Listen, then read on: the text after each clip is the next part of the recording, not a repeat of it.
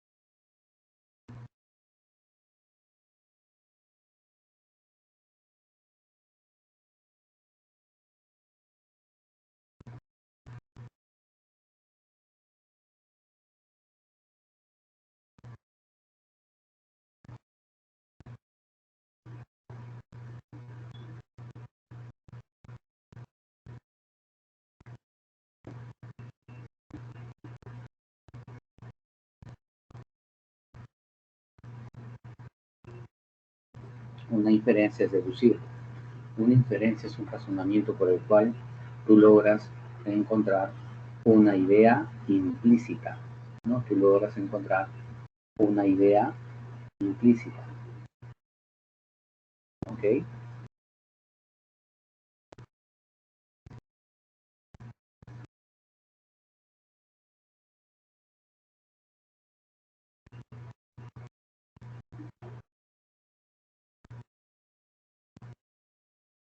Ahora, esta inferencia se va a dar en el parámetro de que nosotros vamos a trabajar con una nueva situación y vamos a predecir las consecuencias de esta nueva situación, ¿no? Generada en el texto, ¿no? Se formula generalmente mediante implicaciones subjuntivas. ¿Ya? Vamos por acá.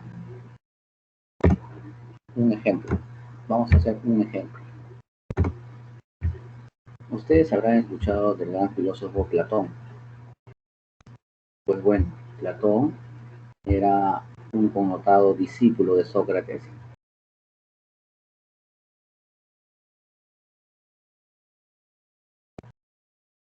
¿Ya? Platón, que es un discípulo de Sócrates,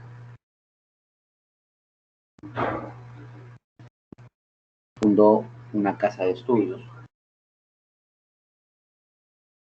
una especie de instituto, una especie de aula de estudio, de investigación, de debate, de polémica, y le puso el nombre la Academia. Y Platón, más o menos, recibía allí a diferentes intelectuales, como ustedes ven, escritores, ¿no? Como ustedes ven, oradores, ¿sí? Y claro, Platón siempre también hablando de sus planteamientos, ¿no? Dando instrucciones. El detalle es que Platón había puesto en la puerta de su academia un requisito. ¿Cuál es el requisito que Platón había puesto en la puerta de su academia? ¿Alguien recuerda?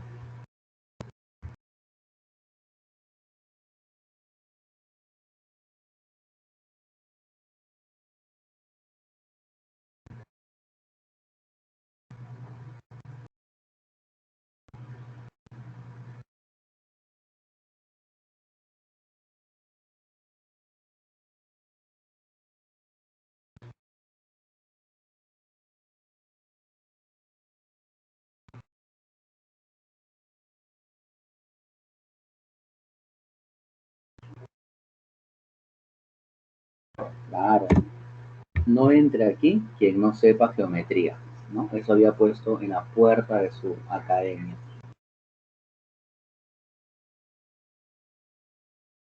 No entre aquí quien no sepa geometría.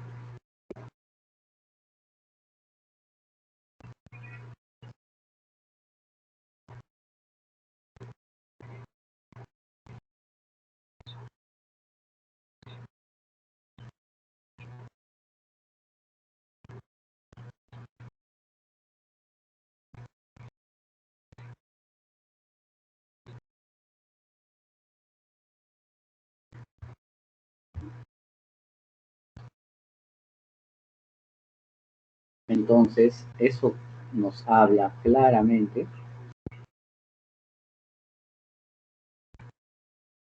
que a Platón le parecería importante el estudio o el conocimiento de qué? De la geometría. ¿Estamos o no? Platón creía importante que el miembro de su academia debía conocer los fundamentos de la geometría. Y curioso, chicos, porque Platón nunca en su academia enseñó matemáticas. Él hablaba sobre la justicia. ¿Qué es la justicia? Él analizaba qué era la verdad, ¿no? Platón tiene una teoría sobre la justicia, una teoría del Estado. Platón tiene una teoría sobre la verdad. ¿Cuál es la verdad? O sea, sus temas eran netamente, ¿qué cosa? Filosóficos. Sus temas eran netamente filosóficos. Y a pesar de enseñar filosofía, él creía que el próximo oyente, ¿no? Debería saber geometría. ¿Por qué? ¿A qué se debe que para saber filosofía o estudiar filosofía también debemos saber geometría? ¿Alguien sabe por ahí o deduce por ahí la conexión?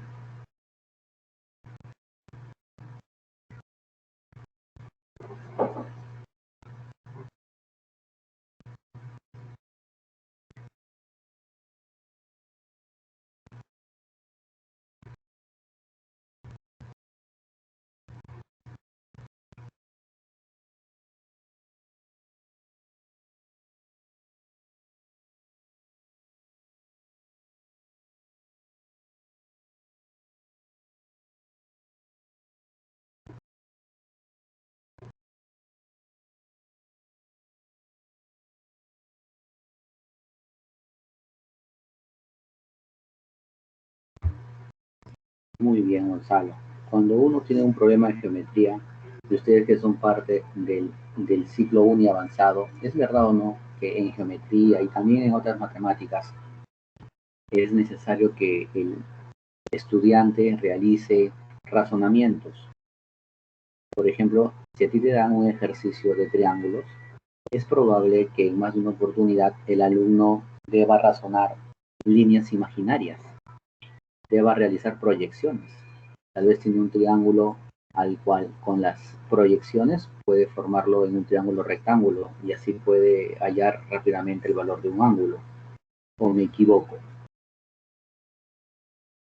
Cuando el alumno tiene un ejercicio de geometría del espacio y le dicen que halle el volumen o le dicen que halle el área, el alumno debe suponer, ¿no? Debe suponer el alumno, debe imaginar, debe razonar dónde está la base, ¿no? ¿Dónde está tal vez la arista en el caso de un prisma, de un triángulo, ¿no? para poder llegar a ese volumen, llegar a esa área, ¿no? Entonces debemos constantemente razonar. Si tú estás preparado en la geometría, razonando, obviamente estarás también listo para escuchar sobre la justicia, para escuchar sobre la verdad, porque serán puros razonamientos, ¿no? Serán puros razonamientos. Entonces, chicos, se entiende que para Platón la geometría tenía mucho valor. Si nosotros realizamos una extrapolación, más o menos sería así. La extrapolación te dice, voy a ir más allá de lo que te he narrado. Y vamos a suponer que Platón hubiera desdeñado el valor de las matemáticas. Si Platón hubiera despreciado el valor de las matemáticas, ¿qué hubiera pasado ahora? Ah, profesor, entonces no hubiera colocado en la puerta de su academia la expresión no entra aquí el que no sepa geometría. Eso es una extrapolación. Eso es una extrapolación.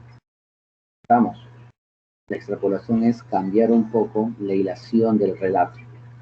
Y al cambiar alguna condición en el relato, deducir qué consecuencias se pueden saber de ese cambio, ¿no? Listo, avanzamos por acá. Componente de la extrapolación. ¿Saben? Recuerden que la extrapolación era una inferencia. Por lo tanto, debe tener premisas y debe tener ¿qué? ¿Cuáles serán las partes de una inferencia?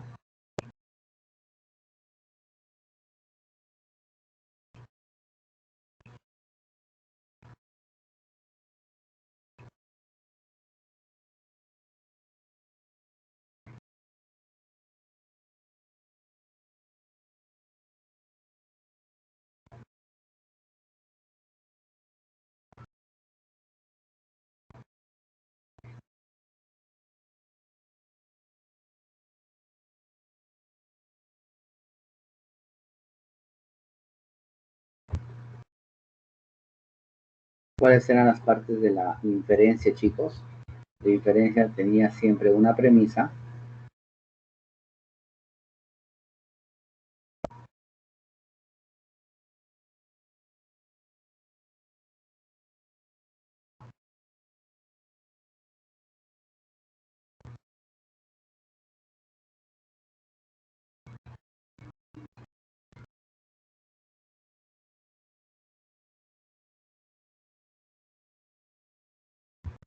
Bueno, la inferencia tiene dos partes, ¿no? La inferencia tiene la premisa y de la premisa obtenemos una conclusión. ¿No? Eso es lo que hemos enseñado siempre.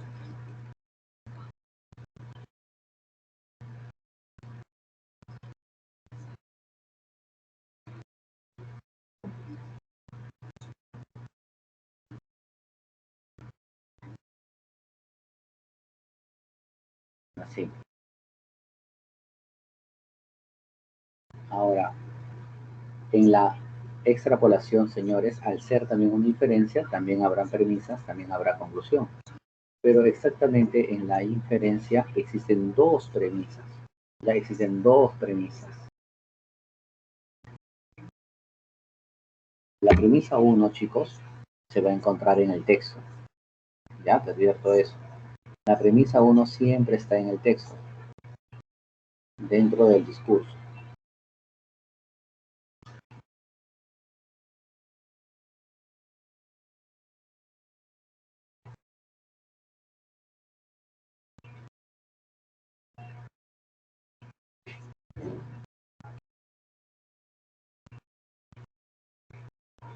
La premisa 2 no está en el texto. La premisa 2 está en la pregunta. Entonces deben entender ustedes que la pregunta no va a ser una pregunta directa. No te dice marque esto, marque lo otro. La premisa 2, la pregunta, va a tener un texto, va a tener información en la cual también tú vas a tener que basarte. Y La conclusión va a estar obviamente en las alternativas, ¿no? En las alternativas. Mira que ya tienes el esquema de lo que estoy hablando.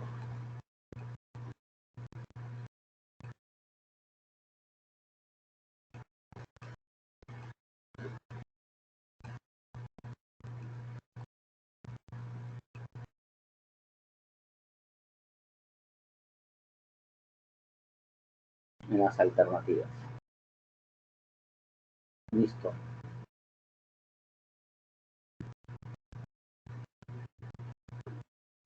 Vamos a suponer que el texto es este, ¿ya?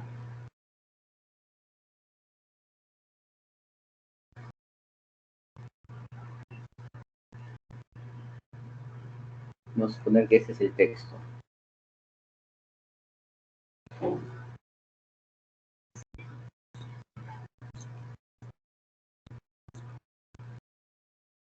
Ya, ese es nuestro texto. César Vallejo, un escritor vanguardista debido a su experiencia en Europa. Este es nuestro texto. Se entiende que en el texto va a estar la premisa 1. Y la premisa 1 viene a ser una relación de causa a efecto. Ya, chicos, viene a ser una relación de causa a efecto. Repito, viene a ser una relación de causa a efecto. Es decir, tendremos una información que ha provocado otra. ¿Me pueden decir en el ejemplo que acabo de dar, en el texto que está acá arriba, escrito de azul, quién sería la causa, quién sería el efecto? Por favor.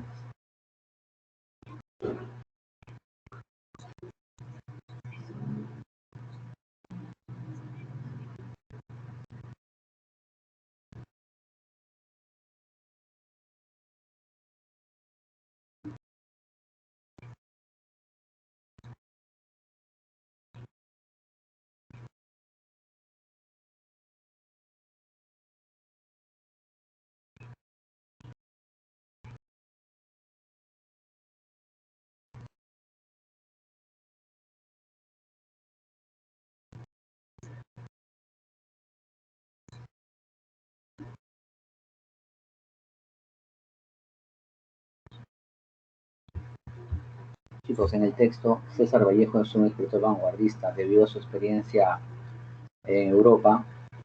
Muy bien, Cindy, gracias.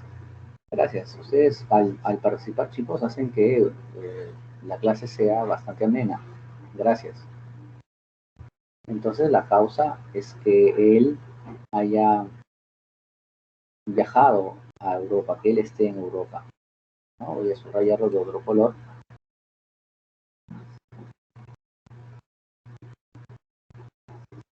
Eso trabajaría como una causa, ¿no?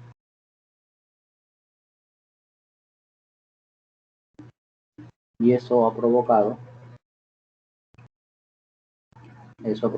que él sea un escritor vanguardista. Ese sería el efecto. Ya, pues así también cuando tú estés en los textos, por favor, si quieres extrapolar en el texto, tal como lo has hecho ahorita, vas a encontrar una relación de causa-efecto.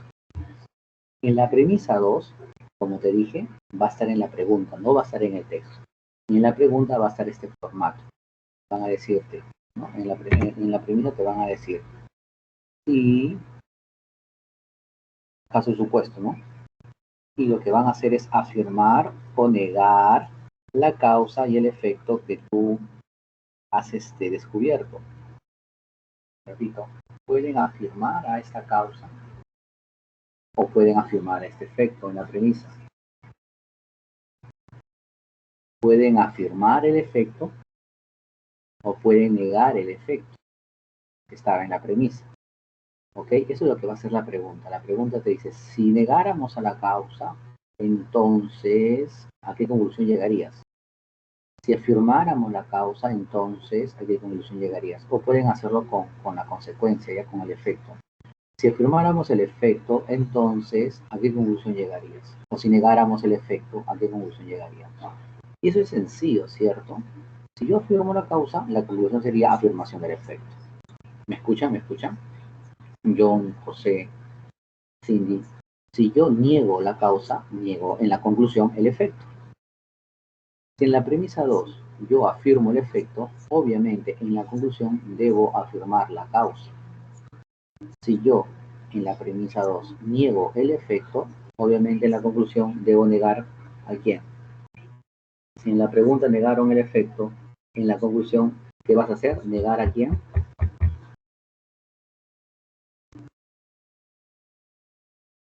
¿Negar a quién? Negar a la causa. Así de sencillo. La conclusión será la afirmación o la negación de la causa o el efecto. Bueno, en este caso, la premisa 1 era vivir en Europa produce que sea escrito vanguardista, tal como me has dicho. ¿Y qué tal en la premisa 2? Dicen, si Vallejo no hubiera viajado a Europa, ¿te das cuenta lo que está haciendo la pregunta? Si Vallejo no hubiera viajado a Europa, ¿qué está haciendo? ¿Está afirmando o está negando? Al decir no hubiera viajado a Europa. ¿Está afirmando o está negando? Profe, al decir no, está negando. Profe, y está negando el viaje a Europa. O sea, ¿está negando qué? ¿La causa o el efecto? Profe, está negando la causa, pues. Entonces, profesor, yo en la conclusión que hago, con toda seguridad, también niega el efecto.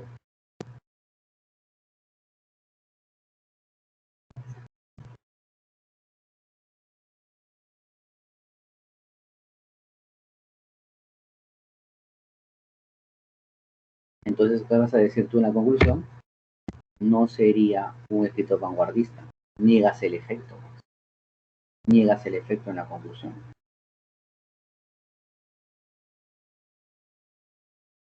¿Estamos de acuerdo, chicos? ¿Se entendió la extrapolación? ¿Se entendió la extrapolación? Ya. Chicos, existen dos tipos. La extrapolación cognitiva y la extrapolación referencial. La cognitiva es lo que acabamos de hacer. Hay una especie de cambio, de viraje radical en las ideas del texto. En el texto se afirmaba una causa y se afirmaba un efecto. En la pregunta estoy negando la causa, tú niegas el efecto. Pero en la extrapolación referencial, en la referencial, lo que ocurre es que vamos a aplicar la lógica del texto a una nueva operación. Es aplicar el contenido textual a otra situación, a otra época. ¿Qué tal hubiéramos dicho, no? Si Julio Ramón Ribeiro o López Arbújar o Colorinda Mato de Turner hubieran viajado a Europa y hubieran experimentado las vivencias de Vallejo, si Vallejo se convirtió en vanguardista, entonces López Arbújar o Clorinda Mato de Turner también terminarían siendo escritores, ¿qué cosa? Vanguardistas. ¿Ves la diferencia entre la extrapolación cognitiva y la extrapolación referencial? ¿Ves la diferencia? ¿Sí? ¿Qué dices? ¿O quieres unos ejemplitos?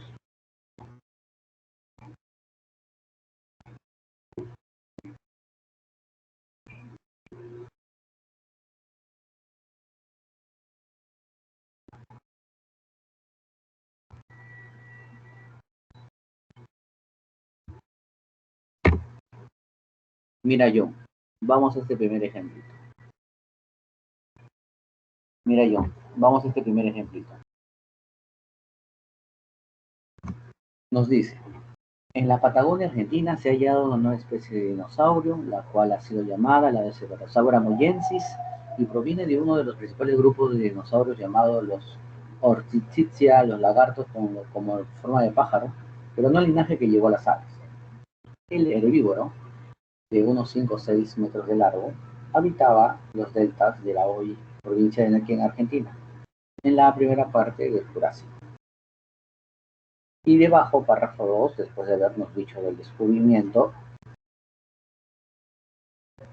nos dicen, Lo más especial de este descubrimiento, sin embargo, es que parte de su última comida, una importante masa de semillas mineralizadas, se conserva todavía después de 180 millones de años.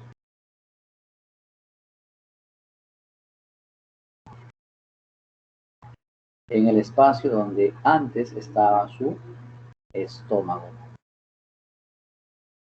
En el espacio donde antes estaba su estómago. Las semillas han sido permineralizadas, lo que significa que han sido reemplazadas por minerales duros que permitieron su preservación durante millones de años.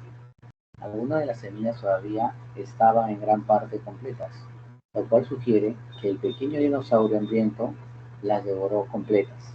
Estas semillas endurecidas eh, probablemente habrían pasado a través de los tractos digestivos del dinosaurio para ser expulsadas como granos de semilla, lo que significa que aún habrían sido capaces de germinar.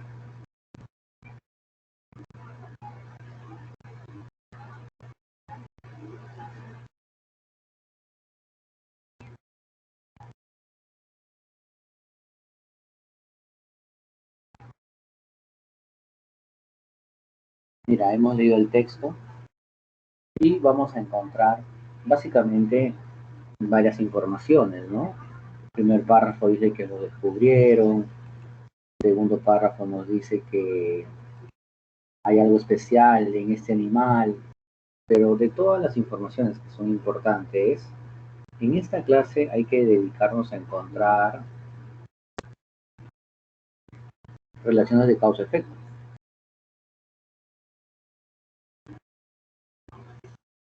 Y quiero que se den cuenta por acá estas informaciones. Dicen que una importante masa de semillas mineralizadas se conservan todavía 180 años después. Las semillas han sido mineralizadas o permineralizadas, lo que significa que han sido reemplazadas por minerales duros que permitieron su preservación. Dice que permitieron su preservación. Entonces, acá hay una relación de causa-efecto.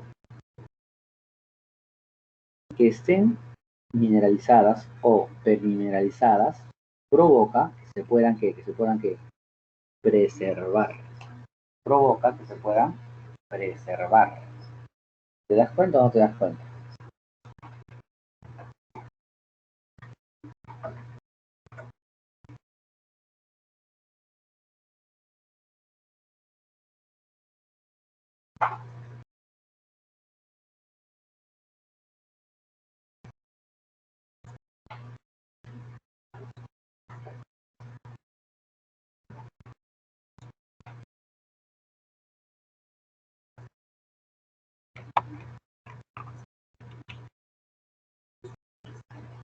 ¿Quién sería la causa aquí? Las semillas mineralizadas, ¿no?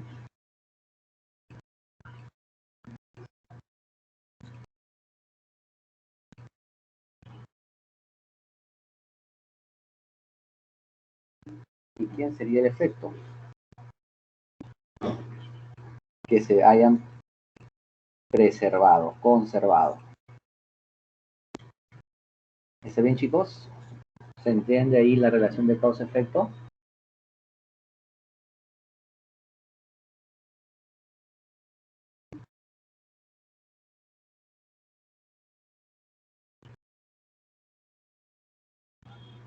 Luego dice, algunas de las semillas todavía estaban en gran parte completas, lo cual sugiere que el pequeño dinosaurio las devoró completas.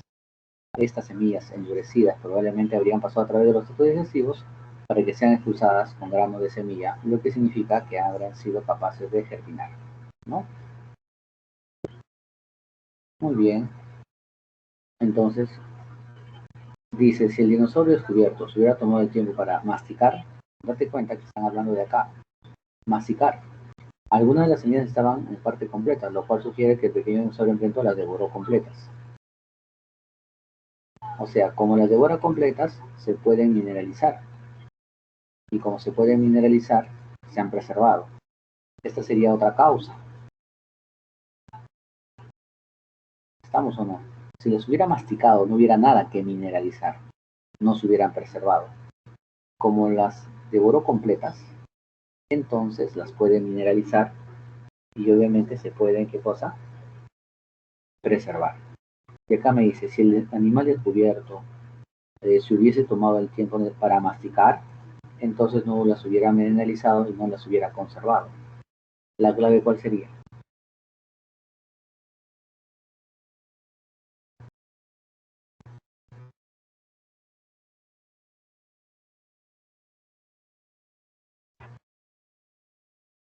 La clave sería la C, pues, ¿no? Ya no los hubieran preservado y ya no sería interesante para los paleontólogos, no hubieran encontrado nada conservado, ¿no? Ese es el efecto final. Y ayúdame tú ahora con la 2. Mira, si la masa de semilla descubierta en el estómago no se hubiera permineralizado, entonces vas a decir que no se hubiera ¿qué? No se hubiera mineralizado, entonces, si no se ha mineralizado, si no se ha permineralizado, ¿cuál sería el efecto? Si no se hubiera permineralizado, muchachos, si no se hubieran hecho mineral, entonces, cuando se hicieron mineral en el texto, se conservaron. Ahora te dice, si no se hubiera permineralizado, chicos, ¿qué pasaría? Buena Angie, buena Cindy, buena Jorge, no se hubieran conservado. Te pregunto, hemos aplicado la lógica del texto a una nueva situación o hemos cambiado las condiciones del texto? ¿Qué ha pasado, chicos? ¿Qué ha pasado?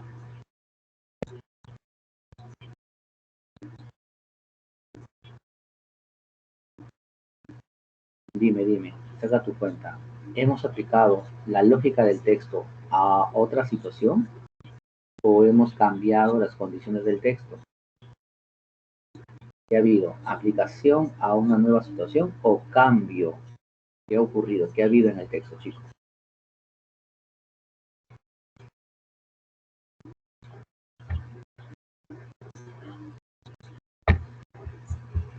¿Ha habido aplicación a un nuevo campo, a un nuevo animal? No, chicos, no ha habido una aplicación, ha habido cambio.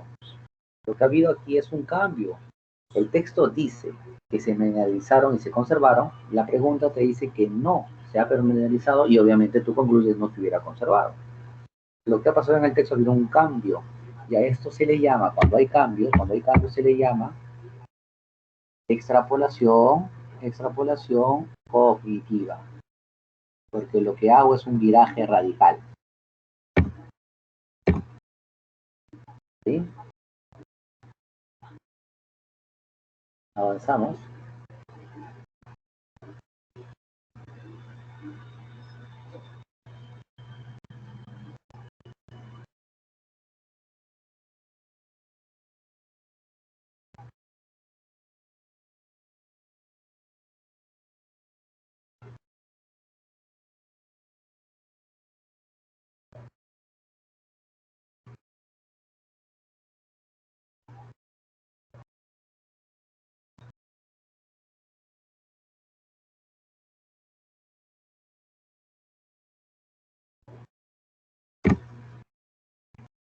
Vamos al siguiente texto. Vamos al siguiente texto. Mira, el tráfico de drogas resulta muy rentable para los delincuentes. Obviamente eso se debe a que la venta de la droga es ilegal, pero tampoco dejaría de ser lucrativo si se legalizara. Incluso tendría consecuencias más nefastas. Quiero que te das cuenta que cuando legalizan a la droga, habrían consecuencias nefastas. Legalizar provoca violencia, ¿no? Consecuencias nefastas, nos dice. Uy, se canceló la pantalla, me dicen, a ver, no se preocupe. Al toque nada más, dejamos de presentar y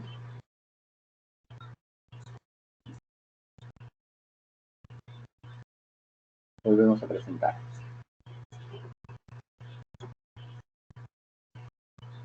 A ver, ¿se ve ahora?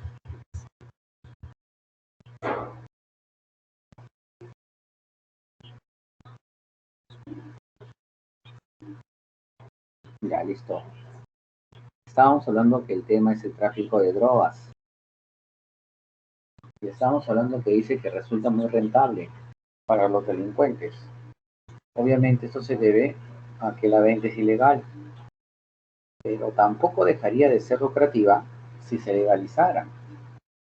Incluso tendría consecuencias nefastas. Eso es importante.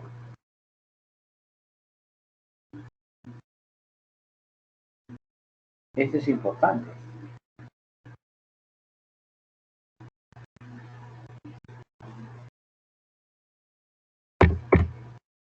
Esto es importante porque tengo ahí la palabra consecuencia y justo lo que a mí me han pedido es que busque la consecuencia, pues, ¿no?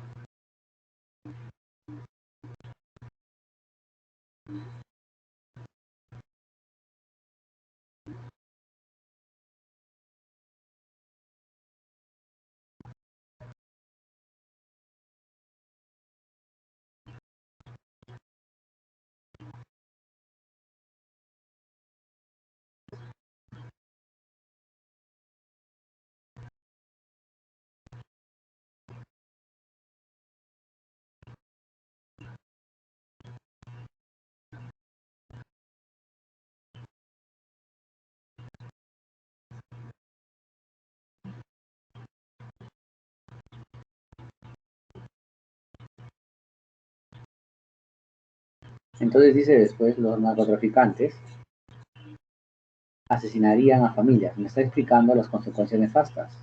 Consecuencias nefastas que se desencadenarían cuando legalizan la droga. Los narcos asesinarían a familias para tener una especie de monopolio.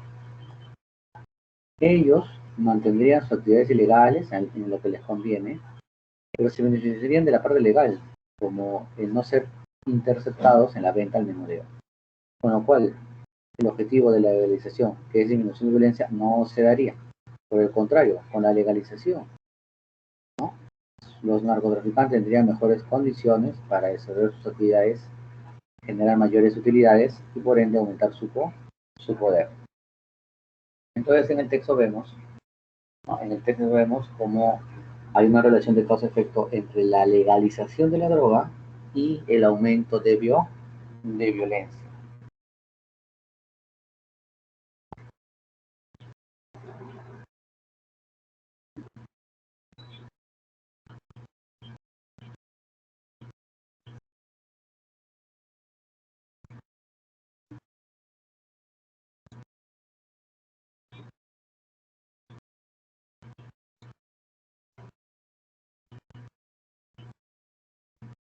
¿Cuál es la tesis del autor?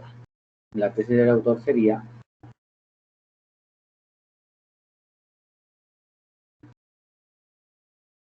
la B, ¿no? Esta sería la tesis. Y en la 2, mira, si la venta de drogas se legalizara, ¿qué está pasando? Estamos suponiendo un nuevo caso, ¿sí o no? Como estamos suponiendo un nuevo caso, entonces estamos en la este, extrapolación referencial, ¿no? Referencial. ¿Y la clave cuál sería? Entonces habría más violencia. La consecuencia se cumpliría. La respuesta sería la E. Acá, ¿no? La E. Avanzamos a otros ejercicios, vamos a otros ejemplitos. ¿Y cuál sería tu clave en la número 2? A ver, acá, el texto A sobre el insecto palo. Quiero que lo leas y quiero que me des tu clave, por favor.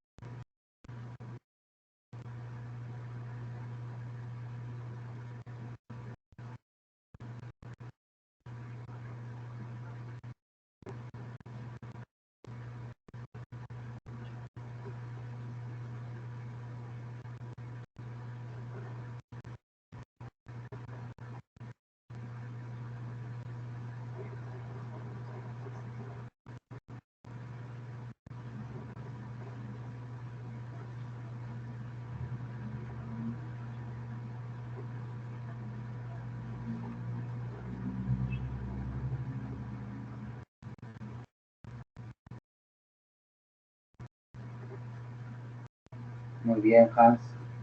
Excelente. Cindy.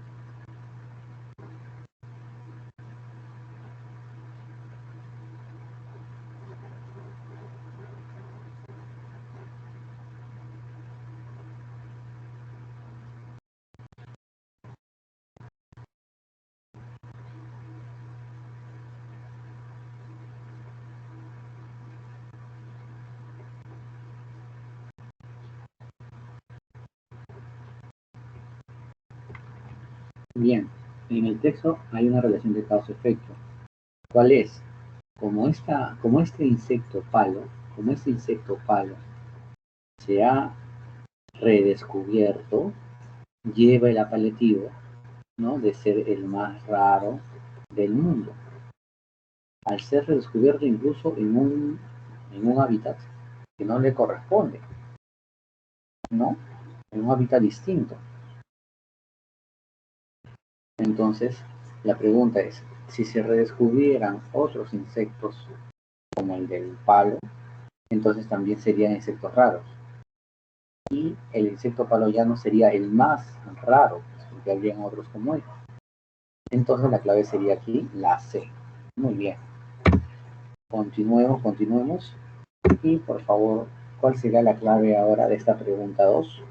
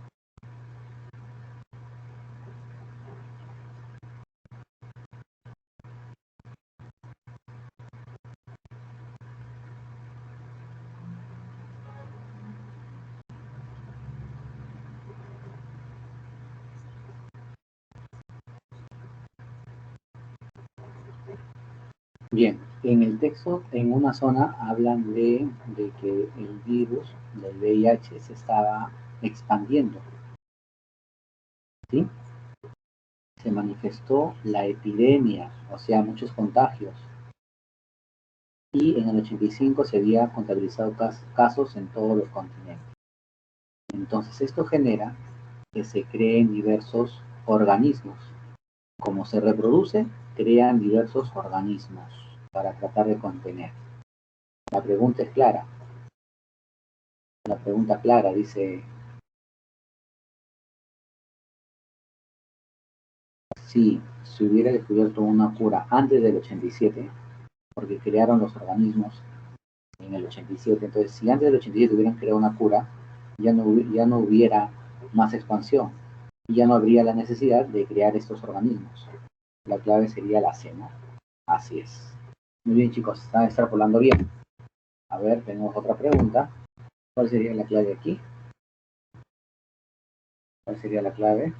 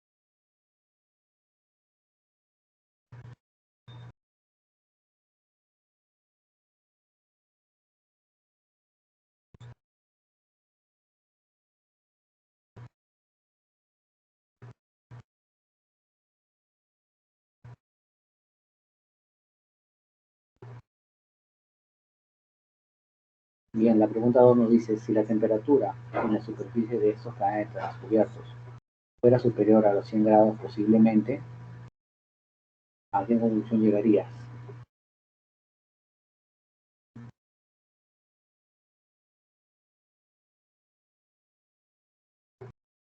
En la anterior estuve sobre el VIH, hijo, me dices la D, recién llega tu pregunta, o en el texto de la NASA. ¿A cuál te refieres, Steven Vilca? Como recién me llega tu pregunta, no sé, tu respuesta, perdón, ¿a cuál te refieres? Al del SIDA.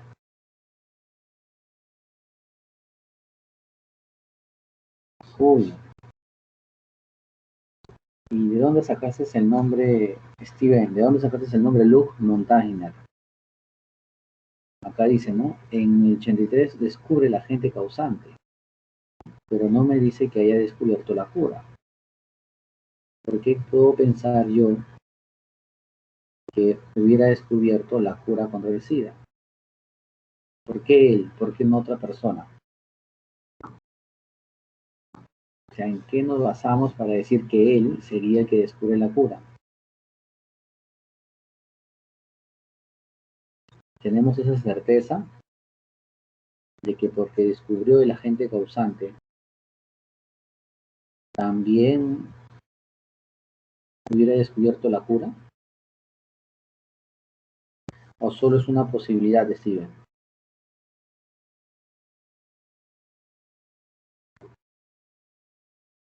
¿Tenemos la certeza o solo la posibilidad? Me parece que solo sería una posibilidad, ¿verdad, Steven? Y al ser solo posible, no puedo escogerla como respuesta. Las respuestas deben ser conclusiones certeras, exactas, Steven. Precisamente, como era solo posible, no la elegimos como clave. Elegimos las certeras, las exactas.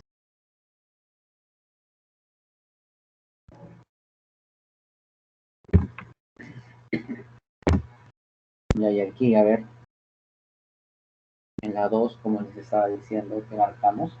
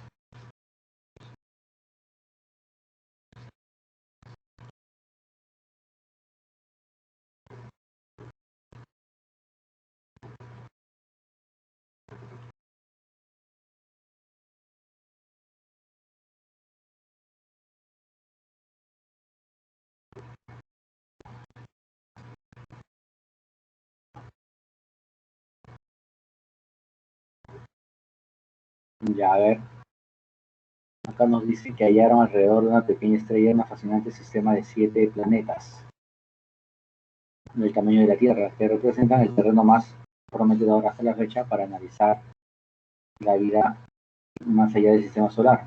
El sistema tan solo a 40 años de luz de la Tierra incluye 7 planetas de masa similar al del nuestro. Los 6 planetas más cercanos a la estrella, probablemente rocosos, pueden tener una temperatura en la superficie entre 0 y 100 grados, en el rango en el que puede haber agua líquida, y 3 de ellos están en la llamada zona habitable, por lo que son candidatos especiales para albergar vida. ¿Te das cuenta que por la temperatura y por la ubicación pueden albergar vida? ¿Te das cuenta? Entonces, si la temperatura de estos planetas fuera superior, si la temperatura cambia, entonces también ya no habría condiciones para la vida. La clave sería la D por eso, ¿no? La D de dado. Listo, listo, listo, listo. Pasamos a la siguiente.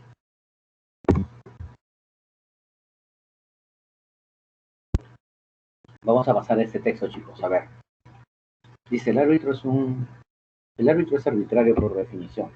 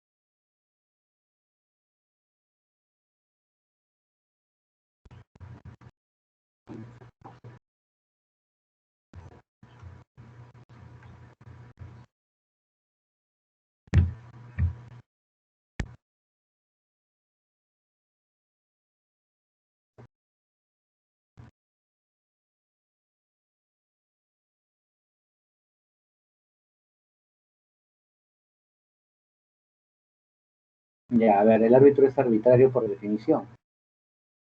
Este es el abominable tirano que ejerce su dictadura sin oposición posible y el ampuloso verdugo que ejecuta su poder absoluto con gestos de ópera. ¿No han visto cómo salta el árbitro? Cómo a veces da sus indicaciones. Es bastante expresivo, ¿no? Si lo te invoca, el árbitro sopla los vientos de la fatalidad, del destino y otorga o anula los goles. O te expulsa a un jugador a los 15 minutos, ¿no? Empieza el partido, 15 minutos, usa al mejor jugador del equipo, obviamente luego puedes terminar goleado, ¿sí o no? Tarjeta en mano, alza los colores de la condenación. El amarillo que castiga al pecador y lo obliga al arrepentimiento. Y el rojo que lo arroja al exilio. Los jueces de línea, que ayudan pero no mandan, miran de afuera.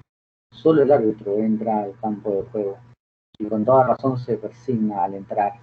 No bien se asoma ante la multitud que ruge. Su trabajo consiste en hacerse odiar. Única unanimidad del fútbol. Todos lo odian, lo silban. Siempre jamás lo aplauden. Nadie corre más que él. Él es el único que está obligado a correr todo el tiempo. Todo el tiempo galopa, deslomándose como un caballo. Este intruso que jadea sin descanso entre los 22 jugadores y en recompensa de tanto sacrificio, la multitud aúlla exigiendo su cabeza, desde el principio hasta el fin de cada partido, sudando de amares. El árbitro está obligado a perseguir la blanca pelota que va y viene entre los pies ajenos. Es evidente que le encantaría jugar con ella, pero jamás esa gracia le ha sido otorgada. Cuando la pelota por accidente le golpea el cuerpo, todo el público recuerda a su madre y sin embargo, con tal de estar ahí, en el sagrado espacio verde, donde la pelota rueda y vuela, él aguanta insultos, abucheos, pedradas y maldiciones. A veces, raras veces, alguna decisión del árbitro coincide con la voluntad del hincha, pero ni así consigue probar su inocencia. Los derrotados pierden por él y los victoriosos ganan a pesar de él. Coartada de todos los errores, explicación de todas las desgracias. Los hinchas tendrían que inventarlo si él no existiera. Cuanto más lo odian, más lo necesitan. Durante más de un siglo el árbitro vistió de luto. ¿Por quién? Por él. Ahora disimula con colores. Bien,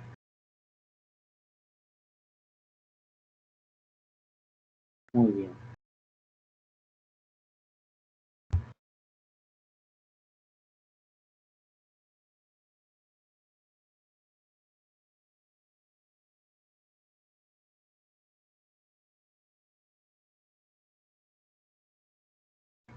A ver, vamos a contestar estas preguntas. Muy bien, Edson, muy bien, Cindy, excelente.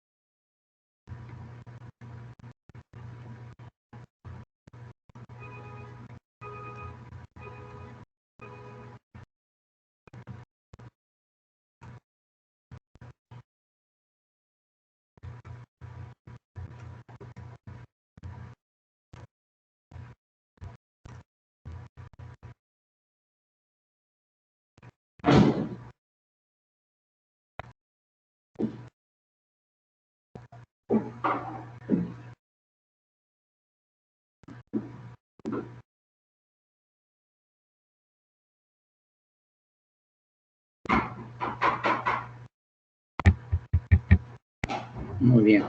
A ver, vamos a ver qué podemos marcar acá.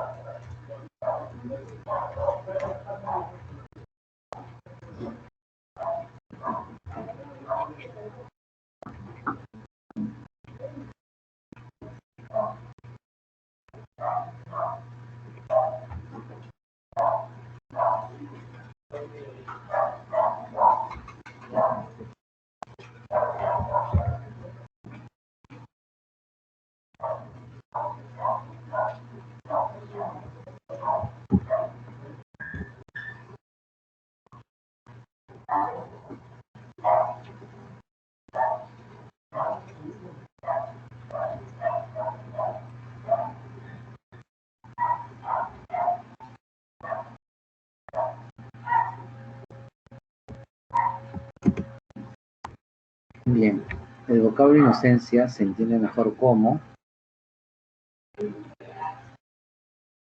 probará su inocencia, su imparcialidad, pues, ¿no? Dos, el autor del texto nos da cuenta principalmente de que el fútbol depende del árbitro, aunque sea unánimemente repudiado. Lo determinante que resulta la decisión de los árbitros en el juego, las múltiples injusticias que se cometen dentro de la cancha, la esmerada pero infinitamente reconocida labor. Es imposible que exista un árbitro justo. No, la clave era la D, ¿no? La D.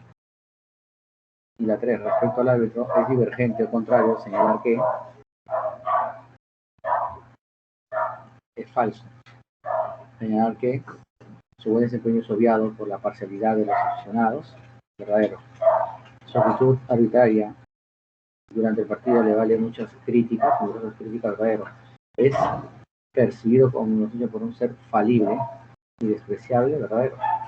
El trato que recibe es bien merecido, por sus hierros son permanentes, falsos. La clave es la D acá. En la 3 la clave es la D. ¿Ya? 3 es la D. Que diverge o se desvía de la idea, claro. Por eso la clave es la D. El autor no está diciendo que lo que le están tratando al árbitro sea merecido, porque se equivoca cada rato, no ha dicho eso.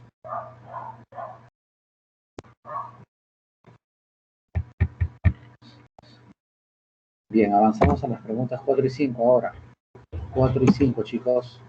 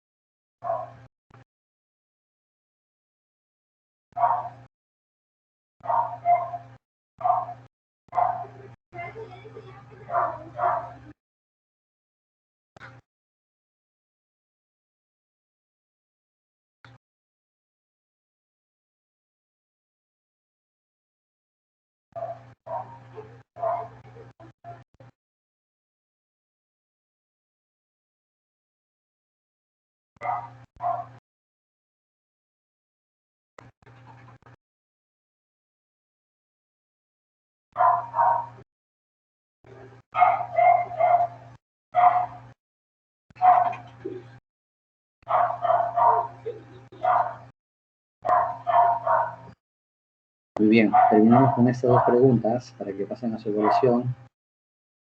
Podríamos inferir que para el árbitro su labor le da poder de decidir de acuerdo a sus propios criterios. Es similar a la del verdugo, pero más compleja. Le impide ser partícipe directo del juego. Resulta de victoria pese a todas las circunstancias adversas. Esta es la respuesta, ¿no? La D. Y la 5. Se entiende en el fútbol sin el árbitro. Se entiende que el fútbol sin el árbitro se perdería su esencia polémica, se volvería más apasionante, se volvería una competencia justa, reduciría el número de seguidores, sería menos emocionante y caótico. La clave de las 5 sería, si no hubiera árbitro, estamos extrapolando.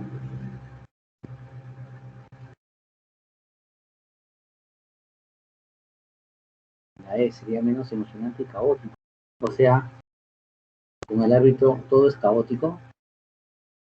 No, pues no. Sería menos emocionante y ahora sería caótico. Tal vez así lo interpretamos, ¿no?